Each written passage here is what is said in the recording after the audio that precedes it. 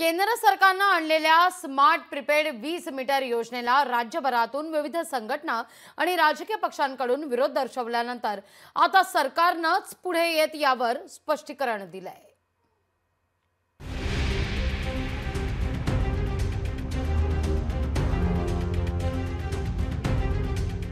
वीज बिल थकवणाऱ्या आणि वीज चोरी करणाऱ्यांवर नियंत्रण मिळवण्याकरता केंद्र सरकारने स्मार्ट प्रीपेड वीज मीटर योजना आणली आहे।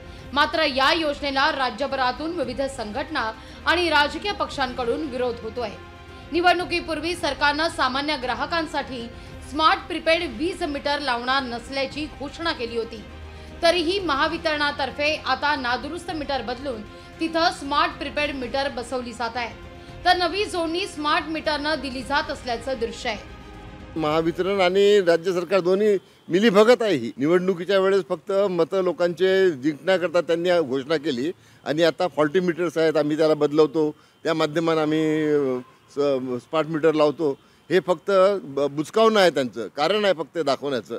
मात्र त्यांची ही योजना अंमलबजावणी करण्याची त्यांची जबरदस्त इच्छा आहे, प्रक्रिया आहे आणि त्याला विरोध आहे। 10 ऑगस्ट 2023 आकडेवारीनुसार राज्यातील नादुरुस्त मीटर किती आहेत यावर एक नजर टाकूया।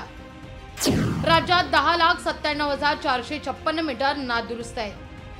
यापैकी सर्वाधिक 3,64,112 नादुरुस्त मीटर कोकण विभागात आहेत। छत्रपती संभाजीनगर विभागात 3,05,742, नागपूर विभागात 2,66,861, तर पुण्यात 1,60,713 मीटर आहेत। या सगळ्या मुद्द्यावर स्मार्ट मीटरचा भुर्दंड राज्यातल्या जनतेला बसणार नाही असं आता सरकारच्या वतीनं स्पष्टीकरणच देण्यात आलंय। माननीय देवेंद्रजींनी अत्यंत सरळ आणि नम्रपणाने सांगितलं आहे की महाराष्ट्राच्या सर्वसाधारण जनतेला स्मार्ट मीटर लागणार नाही। देवेंद्रजी ऊर्जा मंत्री आहेत, ते आपल्याला अधिक सांगतील। दरम्यान सरकारनं या सगळ्या संदर्भात आता स्पष्टीकरण दिल्यावर या मुद्द्यावर पडदा पडतो की पुन्हा एकदा हा मुद्दा प्रकाश झोतात येतो हे पाहणं महत्त्वाचं आहे। ब्युरो रिपोर्ट, लोकशाही मराठी, मुंबई।